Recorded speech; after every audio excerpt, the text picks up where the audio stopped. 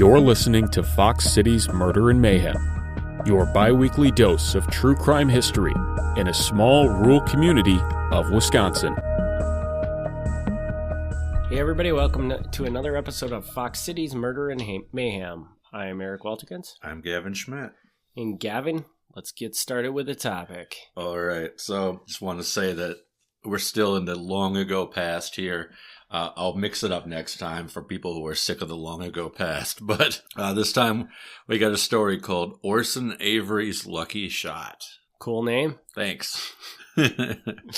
All through the spring and early summer of 1876, so we're still way back. Yes, we are. 1876, there had been many bold and clever housebreakings and robberies of well-to-do residents in Green Bay. They were so well done that they thought it must be an organized gang traveling around and breaking into these houses. The police were stumped. Seems normal for this time frame. Okay, good.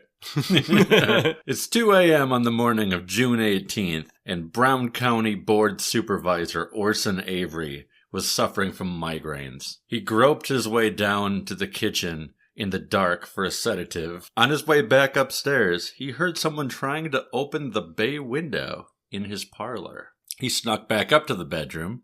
He pulled his revolver out of his nightside table, and he went back downstairs a second time. By now, the intruder had successfully jimmied open the window and was working on the blinds. Avery couldn't see anything, but he let fly anyway.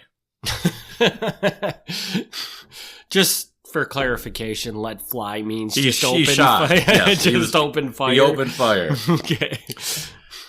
The burglar leapt back through the window and took off running. Avery snapped a couple more blind shots in the general direction of the footsteps. He then returned to bed. He was satisfied that he had scared the daylights out of the guy, and he would not again be a victim of robbery. The next morning, Avery wakes up, and he's startled by the sound of crows. Looking out his window, he sees the body of a man draped over his yard fence, shot dead center through the heart. The birds had already begun to tear at the dead man's flesh. The body was taken to the firehouse, where an autopsy was conducted by Dr. Brett. During the course of this, strangely enough, Dr. Brett recognized the coat of the dead man and the underwear of the dead man as belonging to Dr. Brett. They had been taken from his home a few weeks earlier. Strangely enough, at the same time his underwear and coat were taken, his autopsy tools had been taken, but they were returned.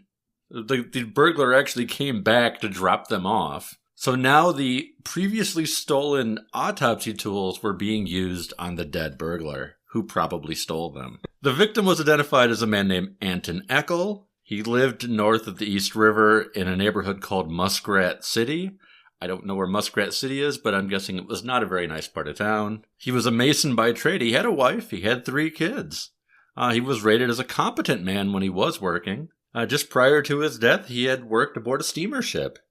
So, didn't strike people as somebody who would be a burglar, but apparently he was. A police search of his home uncovered several trunks full of stolen goods. Much of it was from the home of W.J. Abrams, who would later go on to be a mayor. The discovery of an open side door at Avery's house found that there was actually a second person trying to burglarize his house, but that second person was clearly scared off by the shots going at the first guy. This was believed to be a man named Thomas Wald, but Thomas Wald had left town, so nobody knew for sure. A mass meeting was held in the city council rooms, attended by an impressive number of prominent residents. Mayor Frederick Seymour Ellis presided. And for those who like the history part of these stories, Ellis was the son of Albert Ellis, who had been in Green Bay ever since 1821. So he had been around there. 1821, for those who don't know, is extremely early in Green Bay history. So he could be like one of the first 10 settlers of Green Bay or something like that. Extremely early.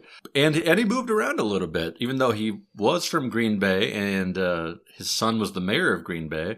Albert Ellis had been the mayor, himself a mayor, of Stevens Point 4 times. A series of resolutions were offered. Dr. Brett, the burglary victim, seconded the resolutions, and they were passed by unanimous vote. They were published in the Green Bay newspapers, and a certified copy was presented to Avery.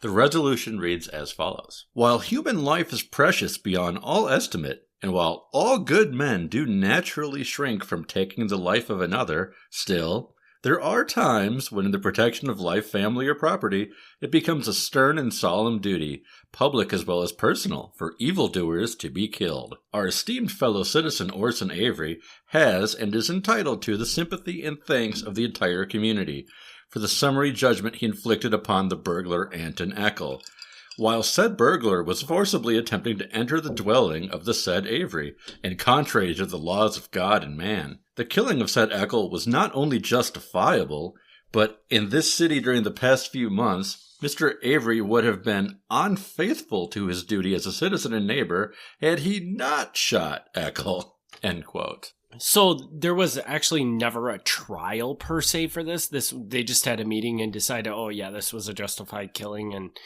Yep. Now, would that have been normal for this type of situation, or do you have no idea? Or I guess I didn't even think about it. That's a good question. I mean, his story, of course, is this guy was breaking into my house, so I shot him as he was escaping.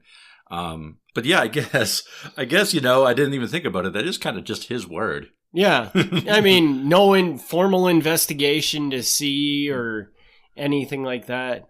No, I don't think so. I guess once they found that he did have like stolen property at his house, I guess, well, probably was true. Yeah, that's true. I mean, the evidence does state that it was probably, he was probably attempting to break in. Yeah, no, Avery was never arrested or anything like that. So I guess that pretty much right off the bat, they knew that he had done the right thing there. Well, this resolution was very nice, but it didn't do Avery very much good. In those days, Green Bay was a tough town. And apparently the burglar had friends because they started harassing Avery every chance they got. They would throw rocks through his windows and they would leave nasty notes pinned on his door at night. Avery took it for as long as he could, but eventually he decided he had had enough and he left Green Bay to move to New York. Now, you had mentioned it earlier in the episode that they were speculating that all these robberies could have been a gang. Yeah. More or less of robbers that were committing these? Yeah.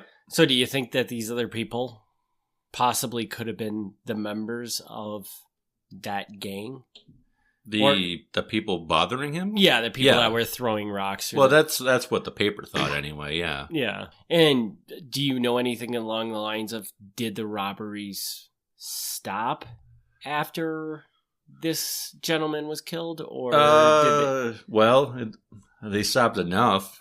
I mean, it stopped enough that from there on out, it wasn't really a big news item anymore. Yeah. So most of the robberies were probably committed by this one person. Yeah. I mean, in burglary, it's going to happen. Lighting isn't very good. There's no cameras. Even in this day and age, like, I don't even think they had fingerprints yet. Like, they could track anything. So pretty much if somebody wasn't home and you broke into their house, there wasn't a whole lot they could do about it. Yeah. The other thing I find funny about this story, so this guy dies on his fence, right? I don't know. Maybe I'm weird, but okay. So somebody's breaking into my house. I open fire on them. Yep. He just, after he got done shooting, turned around and went back up to his room and went to bed. Yeah. I mean, like, wouldn't you look out the window or something? Well, it was dark. It was. Oh, I suppose. Yeah, so if it was dark. It's 2 a.m. I don't think there's any street lamps. So he can't tell what's going on. He's suffering a migraine at the time. I mean, give the guy a break. Come on. Yeah, I guess that does make sense. It's not like you would just be able to look out the window and see the dead body on the window. Right. So, well, that's interesting. Yeah. So that one was a super short story. Yeah, well, there wasn't a whole lot to that story. That's all there is. Well, do you got anything else for anybody? Maybe. No, I mean, I guess just the regular, if you want to reach out to us, you can email MilwaukeeMafia@gmail.com, or find us on the web at MilwaukeeMafia.com or FoxCitiesMM.com. It'll go to the same place, more or less. It'll get back to us. So yeah, if you have a story suggestion, send it our way. Some of them will be a little shorter. I mean, there's only so much I can really say about that one. Yeah. Well, thanks everybody for tuning in. This wraps up another episode. We'll be back in 2 weeks with another great Fox Cities Murder and Mayhem story. Thanks for tuning in. Thanks for tuning in to Fox Cities Murder and Mayhem. Join us in 2 weeks for another exciting episode of Murder and Mayhem.